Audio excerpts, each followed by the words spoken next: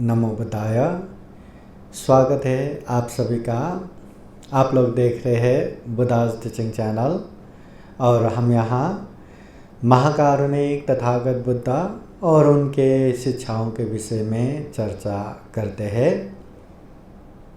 विशेषतः बौद्ध विनय वर्षावास के उपलक्ष्य में हम हर दिन शाम के 7 बजे प्रत्यक्ष धम्म देशना कार्यक्रम लेके आते हैं।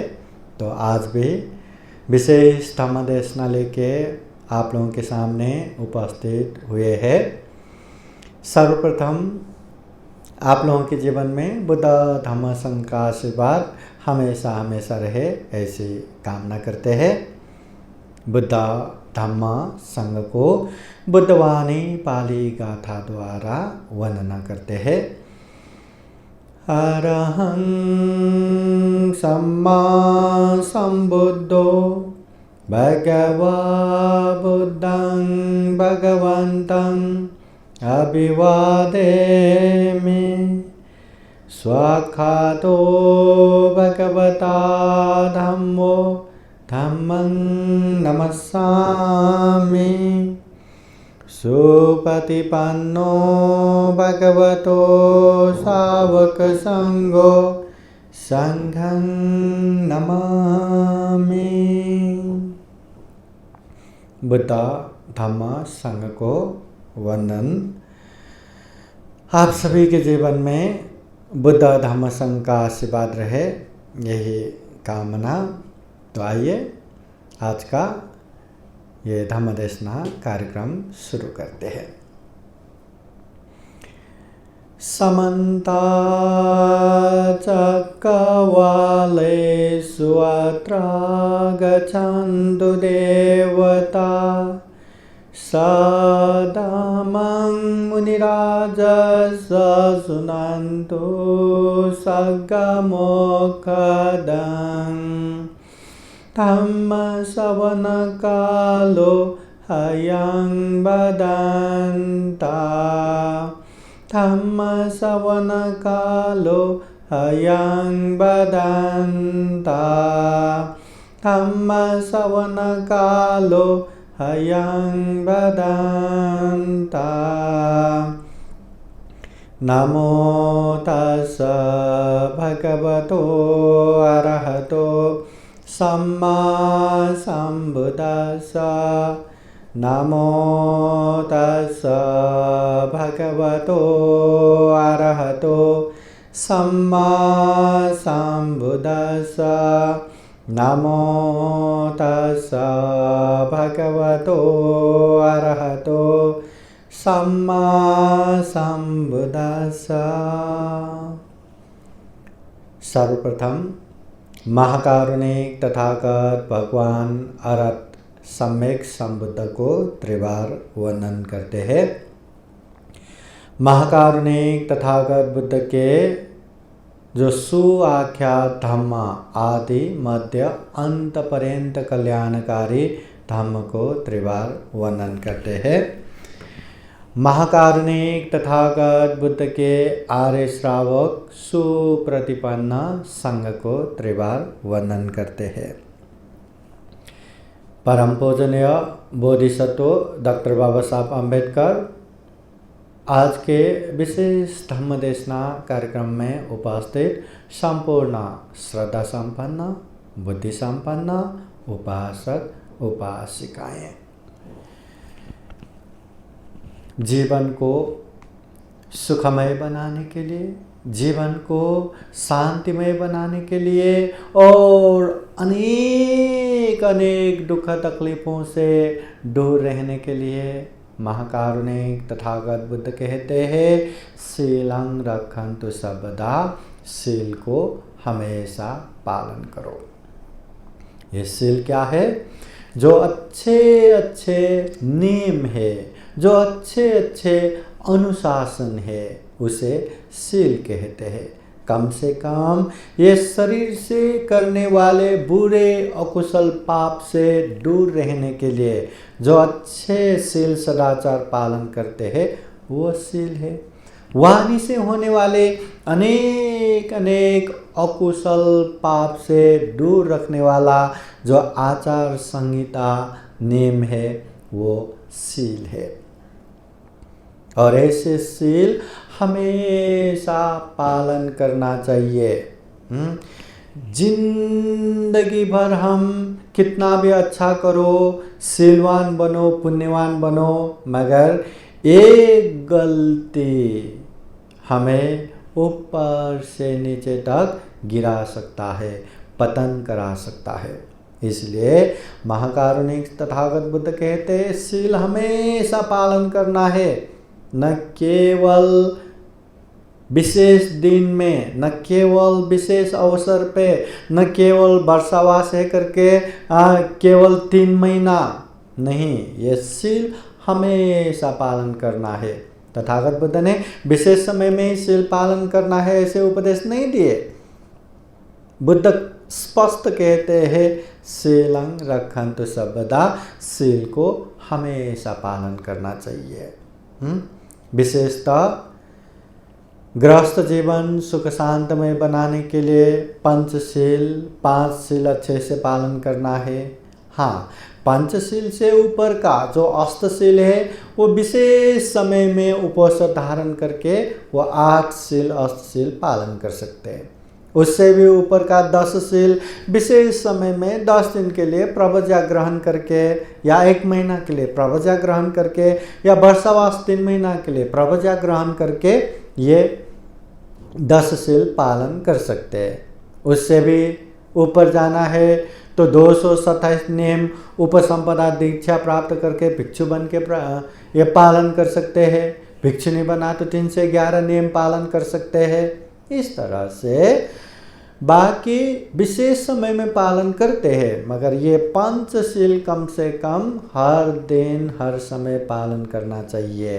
ये तथागत बुद्ध का उपदेश है, सीलं रक्षन्तु सर्वदा, हमेशा सील पालन करना चाहिए। ये जो महाकारुणिक तथागत बुद्ध सील का उपदेश देते हैं, विशेषतः तथागत बुद्ध कहते हैं सील प्रमुखतः 2 तरह का है। 2 तरह से विभाजन कर सकते हैं सील को। वो 2 तरह का सील क्या है? सीधा सीधा एक चारित्रशील, दूसरा वारित्रशील। चारित्रशील बोले तो जो अच्छे नियम है, आचरण है, जो चरित्र में पालन करने वाला नियम है, उसे चारित्रशील कहते हैं। मतलब अनेक अनेक ऐसा नियम, अनेक अनेक ऐसा गुणधर्म जिसे हमें धारण करना है, जिसे हमें पालन करना है, व्यवहार में, चरित्र में आचरण करना है। ऐसे जितने भी नियम है, अनुशासन है, संहिता है, इसे चारित्रशील कहते हैं। अब जो भी अच्छा हो, चाहे दान देना, अब दान देना अच्छा है कि बुरा है? अच्छा है। तो अच्छा है तो इसे क्या करना चाहिए? पालन करना चाहिए। तो श्रद्धा चित्त से, त्याग चित्त से, अपनी क्षमता को देखते हुए, हैसियत के हिसाब से दान देते जाओ, देते जाओ। वैसे ही ध्यान भावना करना, ये ध्यान भावना करना अच्छा है कि बुरा है? अच्छा है। अच्छा है तो उसको पालन करना चाहिए कि छोड़ना चाहिए? पालन करना चाहिए। तो ध्यान भावना निरंतर करते जाओ। अपने मन को संयमित करने के लिए, अपने मन को एकाग्र करने के लिए, अपने मन को परिशुद्ध करने के लिए अभ्यास करते जाओ, करते जाओ, करते जाओ। ये भी एक तरह से चारित्रशील हो गया। उसी तरह जो सम्मान्य व्यक्ति है, ऐसे व्यक्ति की सत्कार करना, आदर करना, सम्मान्य व्यक्ति का सेवा करना, जो अपने शरीर वाणी मन से या तन मन धन से जो बनता है वो सेवा करना, यह अच्छा है कि बुरा है? अच्छा है। अच्छा है तो उसको पालन करना है, छोड़ना है? पालन करना है। तो पालन करना है तो उसको अच्छे से चरित्र व्यवहार में पालन करना। तो ये चारित्रशील हो गया। जितने भी अच्छे अच्छे गुण धर्म है वो गुण धर्म को ग्रहण करना चाहिए, वो गुण धर्म को आचरण व्यवहार में पालन करना चाहिए। ऐसे जितने भी पालन करने वाला आचार संहिता है, नियम है, अनुशासन है, सब के सब चारित्रशील में आता है। जिसे चरित्र में पालन करना है, धारण करना है, ये सब चारित्रशील। फिर तथागत बुद्ध दूसरा शील कहते हैं वारित्रशील।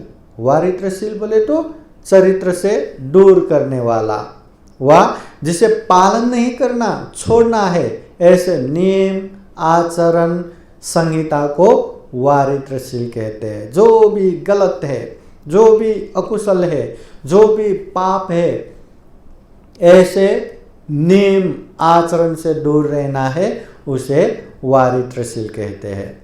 जैसे पानातिपाता, प्राणी हिंसा करना, यह अच्छा है कि बुरा है? हिंसा करना तो बुरा है, अकुशल है, पाप है, तो इसे पालन करना चाहिए या छोड़ना चाहिए? छोड़ना चाहिए। इसलिए हम शील प्रार्थना करते भी किस तरह से करते हैं? पानातिपाता वेदमणि शिक्षापदं समादियामि। प्राणी हिंसा छोड़ने की जो शिक्षा पद है वो शील को अच्छे से पालन करते हैं। इसलिए हिंसा करना, दुख देना, मारना, ये गलत हो गया, तो इससे दूर रहना है, इसको छोड़ना है, ये वारित्रशील। उसी तरह दूसरों का कोई भी सजीव निर्जीव वस्तु चुरा के लेना, बिना पूछे उठा के लेना, ये अच्छी है कि बुरी है?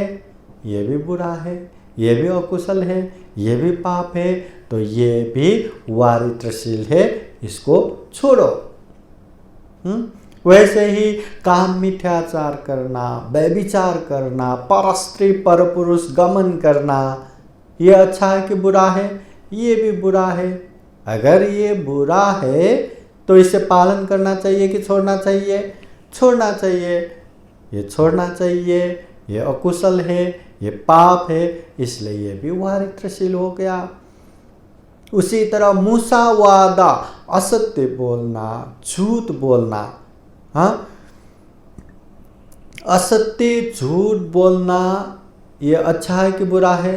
ये भी बुरा है, अकुशल है, पाप है। अगर अकुशल पाप है तो इसे पालन करना चाहिए या छोड़ना चाहिए? छोड़ना चाहिए। तो झूठ, असत्य बोलने की जो चीज़ है उसे भी छोड़ना चाहिए, ये भी वारित्रशील में आ गया। उसी तरह दारू, नशा पता सेवन करना, ये भी अच्छे है कि बुरे हैं? बुरे हैं, अकुशल है, पाप है। अगर अकुशल है, बुरे है, पाप है, तो उसे पालन करना चाहिए या छोड़ना चाहिए? छोड़ना चाहिए। तो छोड़ना चाहिए, इसलिए ये वारित्रशील है। इस तरह जितने भी अच्छे नियम है, अनुशासन है, जिसे पालन करने से अच्छा होगा, कुशल होगा, धम्म होगा, उसे पालन करना चाहिए, ये चारित्रशील में आता है। और जो भी बुरा है, अकुशल है, पाप है, जिसे पालन करने से हमारी हानि नुकसानी होगा, जिसे छोड़ने से ही हमारा कल्याण होगा, तो ऐसे शील से, ऐसे नियम से दूर रहना चाहिए, ये वारित्रशील हो गया। तो जो पालन करना है चारित्रशील, जो छोड़ना है वो वारित्रशील। जितनी भी शील है यही प्रमुखतः दो शील में विभाजन कर सकते हैं। तथागत बुद्ध भी कहते हैं धम्मं चरे सुचरितं नतं दुच्चरितं चरे। जो धम्म है, अच्छे धम्म, सुचरित धम्म का पालन करो, दुश्चरित्र धम्म से दूर रहो। धम्मचारी सुखं सेति, धम्म करने वाले धम्मचारी खूब सुखपूर्वक रहते, शांत पूर्वक रहते। अस्मिन् लोके परमिच, यहाँ भी वहाँ भी, इधर भी उधर भी, ये लोक में भी परलोक में भी सुखपूर्वक रहते हैं धम्मचारी, धम्म करने वाले। इसलिए जीवन में अच्छे शील को पालन करना चाहिए, बुरे शील से दूर रहना चाहिए। तो ऐसा करेंगे तो हमारे जीवन में सुख होगा, शांति होगा। ये तथागत बुद्ध के उपदेश है। तो इसलिए शील प्रमुखतः दो तरह के हैं, एक पालन करने वाला जिसे चारित्रशील कहते हैं, और एक छोड़ने वाला जिसे वारित्रशील कहते हैं। अभी महाकारुणिक तथागत बुद्ध ने ये शील को मार्ग फल के एक अंग के रूप में भी बताया है। सबसे पहले यह मार्ग फल क्या है? जीवन में जन्म से लेके मृत्यु पर्यंत तक अनेक अनेक दुख ही दुख से भर पड़ा है। अनेक दुख यहाँ है। जन्म होना दुख, बुढ़ापा आना दुख, मृत्यु होना दुख, प्रिय से बिछोड़ होना दुख, प्रिय के साथ रहना दुख, इच्छा जो करते वो पूरा न होना दुख, संक्षिप्त में ये 5 स्कंद रूपी शरीर धारण करना ही दुख, अनेक अनेक दुख है। ये सारा दुख भुगत के मरने के बाद सारा दुख खत्म होता है क्या? नहीं, ये दुख चक्र ऐसे ही चलता रहता है, चलता रहता है। जन्म मरण, जन्म मरण, जन्म मरण, ये जन्म मरण का भव चक्र, दुख चक्र इसी तरह चलता रहता है, चलता रहता है, चलता रहता है। अगर ये भव चक्र से मुक्त होना है, दुख चक्र से मुक्त होना है, तो कम से कम दुख मुक्ति के मार्ग फल प्राप्त करना है। दुख मुक्ति के कम से कम सबसे नीचे का ही मार्ग फल क्यों न हो, उसे साक्षात्कार करना है। तो दुख मुक्ति के जो अवस्थाएं हैं, जो नीचे से ऊपर तक का जो तह है, उसी को यहाँ मार्ग फल कहते हैं, दुख मुक्ति का मार्ग फल। अभी ये मार्ग फल बौद्ध जगत में 4 तरह से दिखाया गया है। महाकारुणिक तथागत बुद्ध 4 प्रकार के मार्ग फल के विषय में बताते हैं। वो 4 प्रकार के मार्ग फल क्या क्या है? पहला श्रोतापत्ति मार्ग फल, दूसरा सकेटागामी मार्ग फल, तीसरा अनागामी मार्ग फल, चौथा अरहंत मार्ग फल। मतलब दुख मुक्ति का पहला मार्ग फल श्रोतापत्ति मार्ग फल, जहां पहुंचने के बाद निश्चित रूप से अभी वो दुख मुक्त होगा ही। उसका तमाम दुर्गति का मार्ग खत्म हो गया, छेदन हो गया। अभी वो निश्चित रूप से गुण धर्म को बढ़ाते बढ़ाते बढ़ाते बढ़ाते एक एक करके सारे क्लेश को छीन करके निर्मूल करके वो निर्वाण में पहुंचना ही है। निर्वाण के स्रोत में पहुंच गया, इसलिए वो श्रोतापत्ति। तो श्रोतापत्ति मार्ग फल, श्रोतापत्ति मार्ग फल प्राप्त व्यक्ति कम से कम 7 जन्मों में दुख मुक्त निर्वाण तो होना ही है। तो उससे भी ऊपर का हो गया सकेटागामी मार्ग फल, जो कम से कम मनुष्य भूमि में एक बार जन्म लेके फिर वो दुख मुक्त निर्वाण प्राप्त कर लेगा। उससे भी ऊपर का मार्ग फल है अनागामी मार्ग फल। अनागामी मार्ग फल पहुंचने के बाद वो ये काम लोक में जन्म नहीं होता, ब्रह्म लोक में जन्म होके वहीं से निर्वाण प्राप्त कर लेता है। और अनंत मार्ग फल, जो व्यक्ति इस जीवन में अनंत मार्ग फल प्राप्त कर लेता है, वो इसी जन्म में दुख मुक्त होता है। वो फिर से पुनर्भव होने की जरूरत नहीं है। पुनर्भव का सारा बंधन खत्म हो गया, भव चक्र खत्म हो गया, दुख चक्र खत्म हो गया, अभी धम्म चक्र बन गया, तो यही जन्म में दुख मुक्त होता है। तो इस तरह दुख मुक्ति का जो 4 मार्ग फल है, श्रोतापत्ति, सकेतागामी, अनागामी, अरहंता। अब इसी को 8 मार्ग फल भी कहते हैं। इसको 8 भी बनाते हैं। 8 बनाएंगे तो कैसे? श्रोतापत्ति मार्ग, श्रोतापत्ति फल, सकेतागामी मार्ग, सकेतागामी फल, अनागामी मार्ग, अनागामी फल, अरंत मार्ग अरहत फल, मार्ग और फल अलग अलग करेंगे तो 8 मार्ग फल के रूप में आते हैं। तो महाकारुणिक तथागत बुद्ध कहते हैं, महाकारुणिक तथागत बुद्ध कहते हैं कम से कम ये दुख मुक्ति का पहला मार्ग फल श्रोतापति मार्ग फल प्राप्त करना है तो भी 4 गुण धम्म निश्चित रूप से हम में होना चाहिए। ये 4 गुण धम्म हम में होना ही चाहिए। वो 4 गुण धम्म क्या है? एक, बुद्ध के प्रति निशंका, दूसरा धम्म के प्रति निशंका, तीसरा संघ के प्रति निशंका और चौथा शील कभी न भंग करना। बुद्ध के प्रति श्रद्धा है, विश्वास है, धम्म के प्रति श्रद्धा है, विश्वास है, संघ के प्रति श्रद्धा है, विश्वास है। ऐसी विश्वास, ऐसी श्रद्धा जहां कोई भी संदेह अभी बाकी नहीं रहा, एकदम निशंका हो गया, इतनी श्रद्धा। तो बुद्ध धम्म संघ के प्रति इतना प्रबल श्रद्धा होना है। और तीसरा, ये उसके बाद बुद्ध धम्म संघ के प्रति निशंका श्रद्धा, और चौथा है शील कभी भी न बिगाड़ना, शील कभी भी भंग न करना, चाहे मौका मिले या ना मिले, चाहे सबके सामने हो या अकेले में हो, कभी भी कहीं भी किसी भी तरह का छोटे से छोटे शील भी न बिगाड़ना, हमेशा शील पालन करना।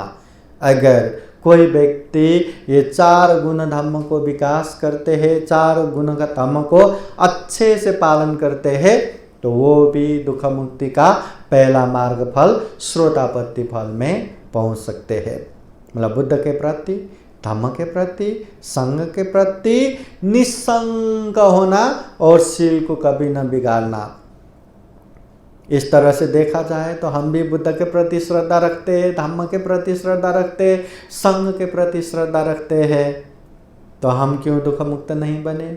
क्यों श्रोतापति नहीं पहुंचे? हम भी शील नहीं बिगाड़ते, क्यों नहीं श्रोतापति फल प्राप्त नहीं हुआ?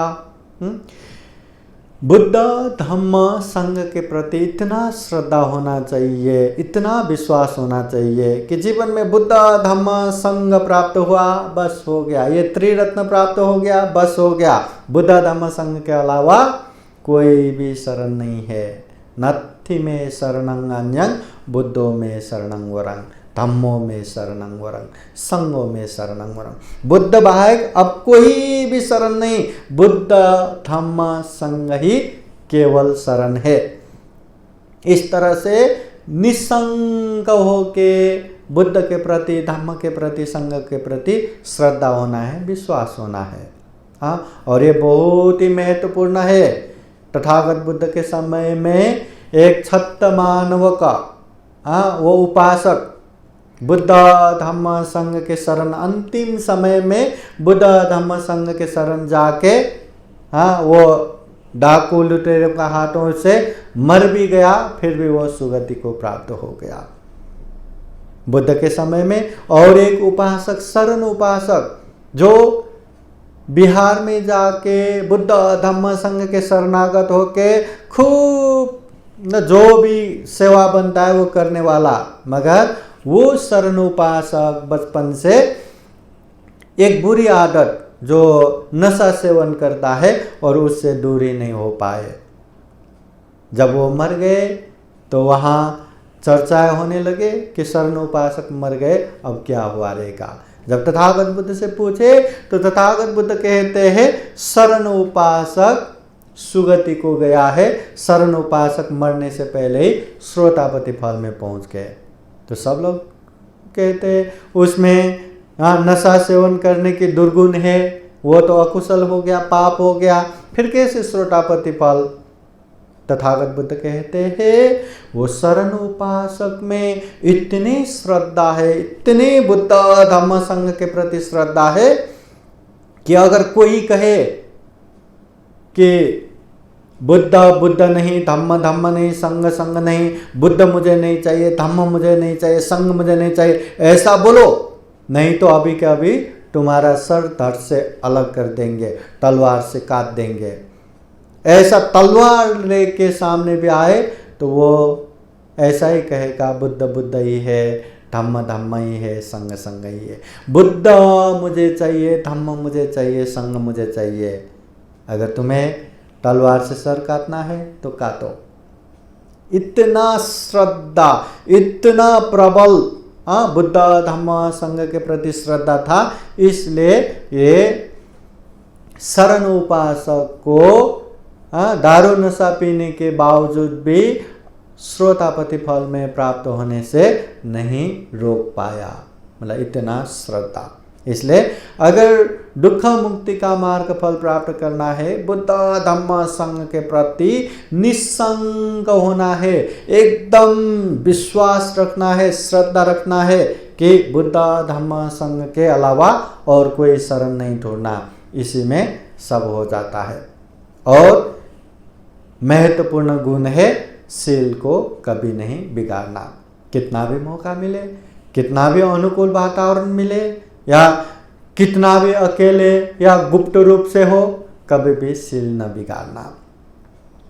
तो महाकारुणिक तथागत बुद्ध ने दुख मुक्ति के मार्ग फल में सबसे पहला श्रोतापति फल भी प्राप्त करना हो तो ये 4 गुण धम्म हम में होना चाहिए, ऐसा उपदेश देते हैं। बुद्ध के प्रति, धम्म के प्रति, संघ के प्रति निसंक और शील को कभी न बिगाड़ना। तो इसमें तथागत बुद्ध दुख मुक्ति मार्ग फल प्राप्त करने के लिए शील को कभी न बिगाड़ना, ये शील के विषय में भी उपदेश देते हैं। मतलब शील को अच्छे से पालन करेंगे, कोई भी हालत में नहीं बिगाड़ेंगे, अपने शील सदाचार में हमेशा उत्तीर्ण होंगे तो दुख मुक्त भी हो सकते हैं। दुख मुक्ति के लिए भी बहुत बड़ा ऊर्जा बल हो सकते हैं। तो उपासक उपासिकाएं, हम भी तो जीवन में दुख मुक्त होना चाहते हैं, हम भी तो जीवन में सुख शांत पूर्वक रहना चाहते हैं। किसको यहाँ पसंद है जो दुखी होके जीना चाहते? कौन यहाँ अशांत होके जीना चाहते? चिड़चिड़ होके, एकदम तन होके, एकदम गुस्सेल होके, एकदम दुखी, अनेक दुख तकलीफों से घिर के कौन यहाँ जीना चाहते? कोई भी यहाँ जीना नहीं चाहते। हर कोई सुख शांति पूर्वक जीना चाहते, आनंद पूर्वक जीना चाहते। हाँ, अगर ये सत्य है तो जीवन में शील सदाचार पालन करना जरूरी है। अच्छे अच्छे नियम अनुशासन को पालन करना जरूरी है। अच्छे नियम में रहेंगे, अनुशासन में रहेंगे तो हम चाह के भी ये शरीर से पाप नहीं कर पाएंगे, ये शरीर से अकुशल नहीं कर पाएंगे। हम चाह के भी ये वाणी से गलत नहीं बोल पाएंगे, वाणी से पाप नहीं कर पाएंगे। और ये शील अच्छे से पालन किया तो शील से सम्यक समाधि की तरफ बढ़ पाएंगे, और सम्यक समाधि बढ़ते गए तो सम्यक प्रज्ञा की तरफ बढ़ पाएंगे, और सम्यक प्रज्ञा बढ़ते गए तो दुख मुक्त निर्वाण भी प्राप्त कर सकते हैं। इसलिए दुख मुक्ति के लिए भी हमें अच्छे से शील सदाचार पालन करना है, और व्यवहारिक जीवन में घर परिवार समाज में रहते समय भी अच्छे से सुख शांति पूर्वक जीने के लिए भी ये शील सदाचार अच्छे से पालन करना है। शील सदाचार हमें जीवन में सुख देगा, शांति देगा, अनेक तरह से भोग संपदा देगा, अनेक तरह से यहाँ भी वहाँ भी इधर भी उधर भी सुगतिमय बना देगा, और दुख मुक्त निर्वाण की तरफ निरंतर आगे लेके जाएगा। ये तथागत बुद्ध के वाणी है। इसलिए हमें अच्छे से शील को जान के, समझ के, महसूस करते हुए पालन करना है, अच्छे से पालन करना है, हमेशा पालन करना है। तो हम यही कामना करते हैं हम भी जीवन में शील को अच्छे से जान सके, समझ सके, व्यवहार में पालन कर सके, और ये दुर्लभ, यह अमूल्य, यह सर्वश्रेष्ठ मनुष्य जीवन को सफल बना सके, सार्थक बना सके। अंत में जन्म जरा व्याधि मरण से मुक्त निर्वाण सुख भी प्राप्त कर सके, ऐसी कामना करते हुए आज का ये धम्म देशना यहीं समापन करते हैं। सबका मंगल हो, सबका कल्याण हो। भवतु सब मंगलम। धम्म देशना के अंत में बुद्धवाणी पाली गाथा द्वारा आशीर्वाद देते हैं। आप सभी के जीवन में बुद्ध का आशीर्वाद रहे, धम्म का आशीर्वाद रहे, संघ का आशीर्वाद रहे और जीवन में ढेर सारा पुण्य करते करते दुख मुक्ति की तरफ आगे बढ़ सके। सभीतियो विवजन्तु सब्बरोगो विनाशतु माते भवतु अन्तरायो सुखे दीर्घायुको भव। भवतु सर्वमङ्गलं रक्षन्तु सर्वदेवता सर्वबुद्धानुभावेन सदा सोत्थि भवन्तु ते। भवतु सर्वमङ्गलं रक्षन्तु सर्वदेवता सर्वधर्मानुभावेन सदा सोत्थि भवन्तु ते। भवतु सर्वमङ्गलं रक्षन्तु सर्वदेवता सर्वसङ्घानुभावेन सदा सोत्थि भवन्तु ते। एचितं पाचितं दुह्यं क्षिप्पमेव समेधतु सबे पुरन्तु चित्तसङ्कल्पा छन्दोपन्नरसो यथा। आयु आरोग्य सम्पत्ति सर्ग सम्पत्तिमेव च अथो निब्बान सम्पत्ति इमिनाते समेधतु। साधु साधु साधु। बुद्धं नमामि, धम्मं नमामि, संघं नमामि, अहं वन्दामि सर्वदा। सबका मंगल हो, सबका कल्याण हो, सुखी हो, सुखी हो, सुखी हो। आज का ये धम्म देशना कार्यक्रम यहीं संपन्न होता है।